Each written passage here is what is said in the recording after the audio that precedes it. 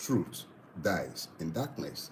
I've used that word, that phrase so many times over the years.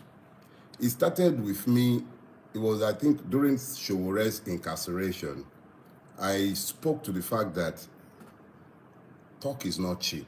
A lot of a lot of people just open their gobs. They say, oh, he's just talking.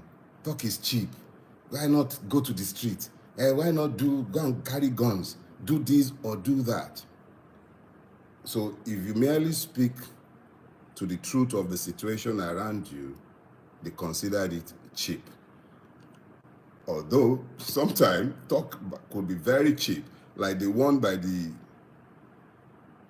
Alainironu Brigade, who have been answering Davido, saying that he shouldn't have spoken to the truth of our realities and should have sugarcoated it because it was on the international arena. They conveniently forget that the same people constantly tell us that the world is a global village. Everybody sees us. They know us for who we are. We're the ones who have conveniently deluded ourselves into believing that just because we've buried our heads in the sand, the whole world cannot see our fat. Our fat rump is out there for the whole world to see. They know us. They see us for who we are. The president, he was there at the G20, an opportunity to tell the world who we are, what we're capable of. But what did he do? He presented himself to the world. Beggars. You're wearing 200 million naira watches. You're wearing $200,000 watches, and you're begging for handouts. You went there with a jet bigger than that of many of the countries that you're talking to, and you're there asking for handouts. You're telling the people who knows you. They see all your hidden accounts, all of you, from governors to obas to councillors to governors. They see you. Since the beginning of the end of the old world order, since 9/11, the first thing the world does, the intelligent world, tracks money.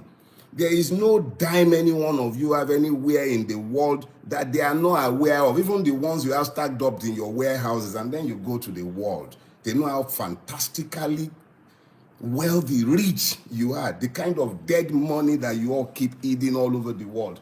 And then you go pleading penury, telling them you can't feed your children. They know how you gorge on caviar, how you buy the most expensive things in the world, and then you go to them begging. I recall the anecdote from my own generation where Babangida Ibrahim went to beg Thatcher and the West for debt forgiveness. And then she pointed at his watch. He was wearing a very rare, very, very rare Rolex. What was Thatcher wearing? Probably some basic thing that didn't speak to insane gathering of wealth. But we who went begging, I will not be derailed this morning. The point I'm making is the truth might be an offense, but it is not a sin. When you are told the objective truth of your reality, assess the truth you have been told. Embrace the reality of that truth and then work to change it if you don't like it. Now, what is the truth? You see, the amazing thing about the truth is that the era of the truth knows that it is the truth, even when it is revelatory truth. So the truth really does not require much by way of definition. Me and you, we know the truth. Truth must be distinguished from facts. Facts might change. Facts might evolve. Even truth might become even evolutionary in its revelation. But the point I'm making to you is the truth does not require any definition. But if you want to take it a little deeper, the truth is God. How about that? And I'll tell you why I say the truth is God. There is an immortal nature to the truth. The truth simply is immortal. If it is true today, it is true in 1,000 years from now. Facts may change. The truth does not change. It might become revelatory, and you might find more and more layers to the same truth. That is the essential nature of truth. But why is it that unconscionable men always hate the truth? It is the immortal nature of truth that irritates the demons in them. All men, regardless of how powerful or rich we might become, we are mere mortals, creatures in time. We will die someday, whether that be now or in 100 years' time. Each and every one of you alive and hearing me in this moment would all be dead in 100 years' time. That is just the reality of life. But the truth that I might speak today would live for an eternity, because it is simply the truth. It endures in the God Almighty, the ultimate author of the truth. So here is the thing with you demons who get irritated when I speak. I am not a saint. I am imperfect. I am completely given to my carnality like each and every one of you. But unfortunately for you, I have an incurable inability to see the truth that affects us as a people and find an inability to speak it. That's my offense. But the truth that I speak, they're not mine. They're simply the words that have been given to me to speak to you. Let me remind you, and I'll say this, I would explain this by giving you not an anecdote, but something that happened between myself and my PA. So I asked my PA, about I think a couple of years back, why do you struggle to repost my Facebook posts on the anniversary of those posts? And she went, but you've repeated them for years. I said, no, there is a reason why I do this. And I would explain the reason to each and every one of you today. Sometime, when you live in an environment as evil as the one that we have created in Nigeria, you have a duty to establish the truth. In establishing the truth, you repeat it. You say it repeatedly. In the face of the opposition to that truth, you continue to speak it. Now, if I told you something 8 years ago when I became active on Facebook, if I told you with absolute clarity that this is what you are doing and this is what would happen, and these things are happening in my lifetime and you're here to see it, and I keep saying these things to you over and over, and you continue to refuse to listen, I have a duty to stand as a witness against each and every one of the reprobates in high offices, in low offices, myself and my friend included. I have a duty to speak that truth, or I become as convicted as you all are in the evil that has overtaken us. So if the truth I speak irritate the demon in you, die. Because I ain't going to stop until I die. But you know what? Even long after I am dead, the truths I have spoken will live. Even when my bones have turned to dust, the truths I have been given to speak, they will live. So let me be clear about something. The truth does not die in darkness. The truth cannot be killed. Even when you kill the truth teller, let us be clear about something. You see, when you bury the truth, all that you will succeed in doing is to plant a seed.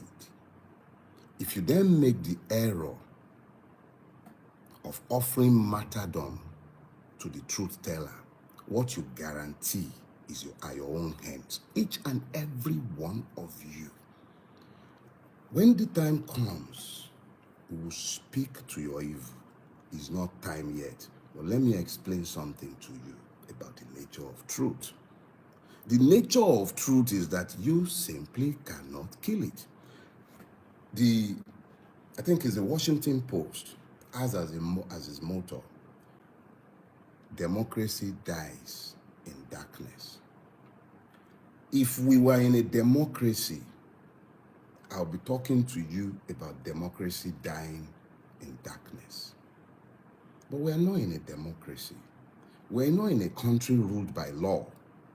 We're not in a place where people understand the fact that if you do not build a rule-based society, no matter how much wealth you gather in vain. You gather in vain. The first condition of the human spirit is the demand for justice.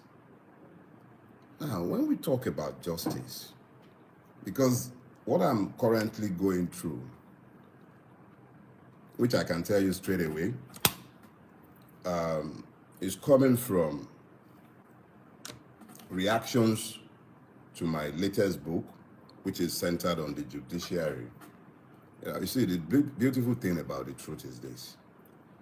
It is sufficient, both as a sword and as a defense.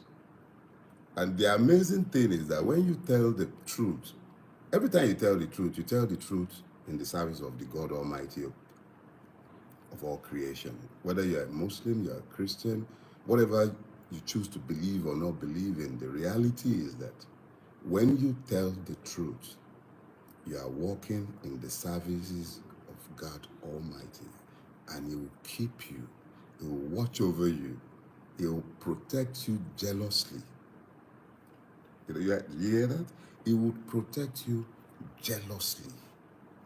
He will do it in manners that even you will know that He is the one that is doing it. So let me tell you this, my brothers and sisters. We all have duties to tell the truth in our own space.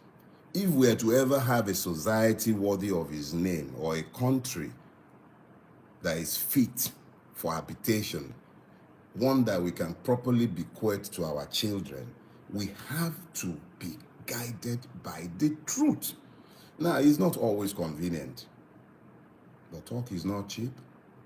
The truth must be spoken, and you must always keep this in mind. Now, when you speak the truth, a whole lot of people will not be happy with you.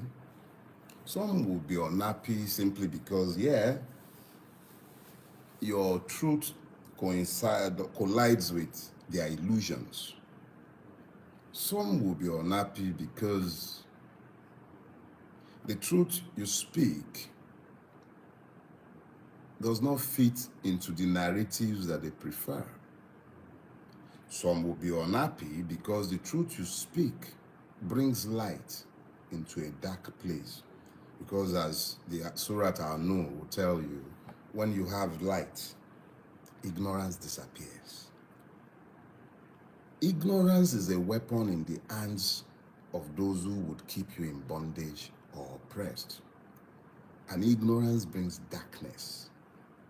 Every time you have heard ignorance or chaos depicted spiritually, is almost always depicted as darkness.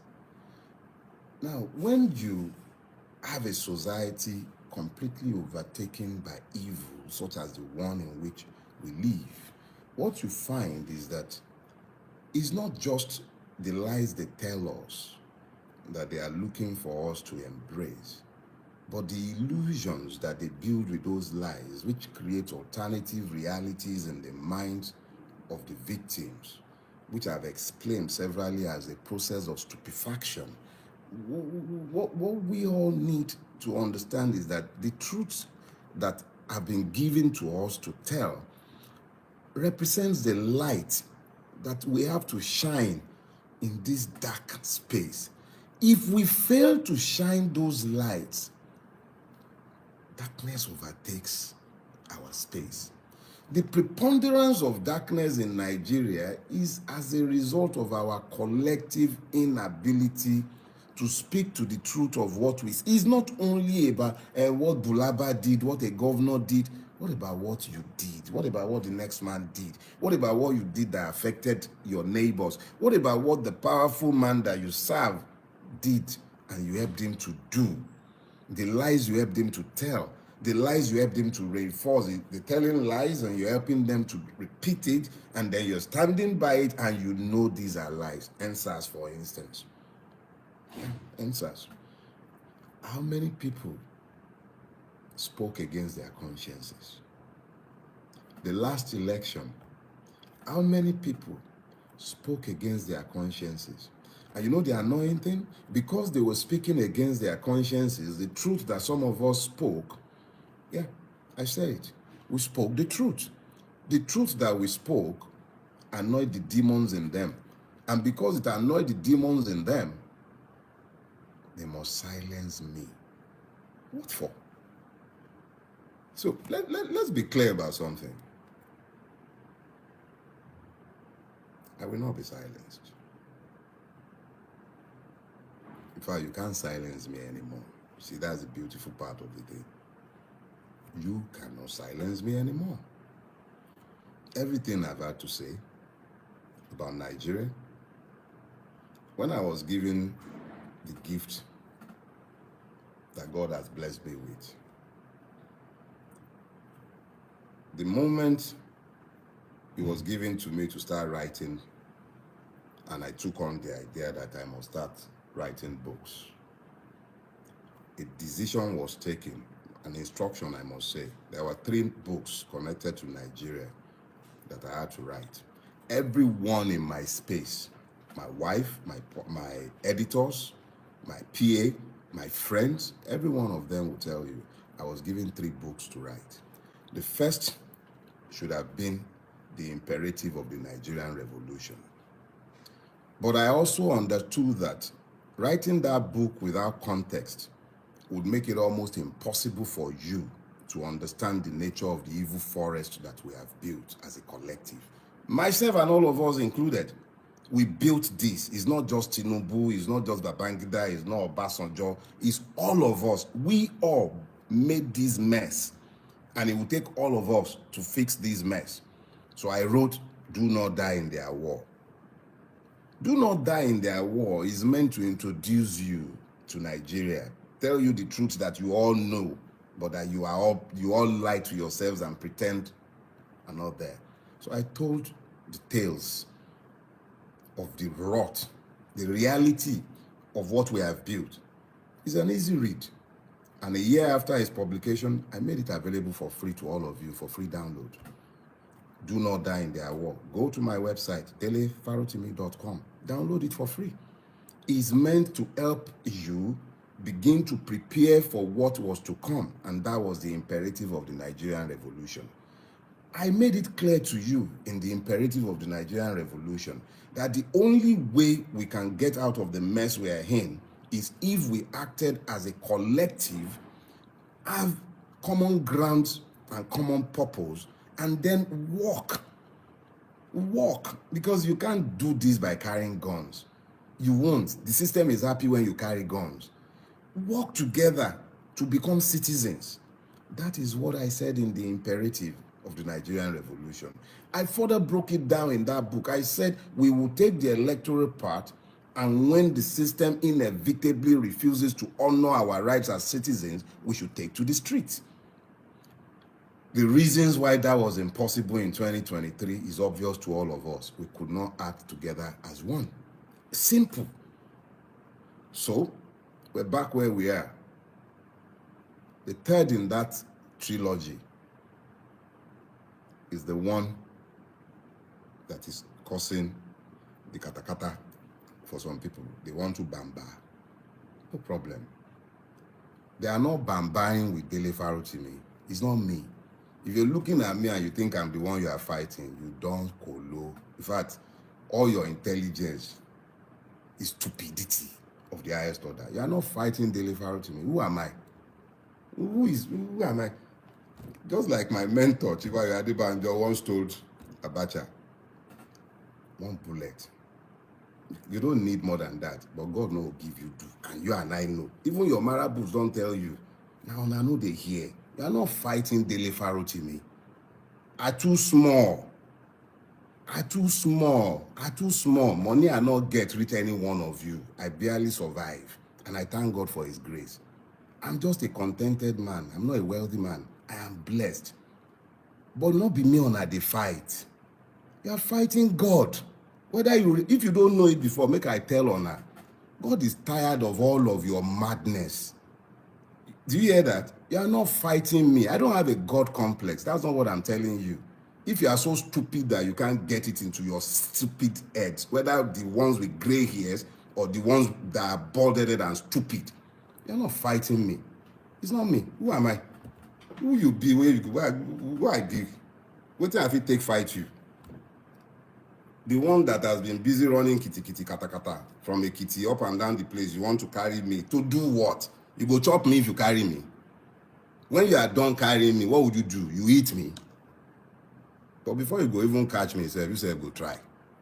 Do you understand? When I am properly required by law, I shall be there.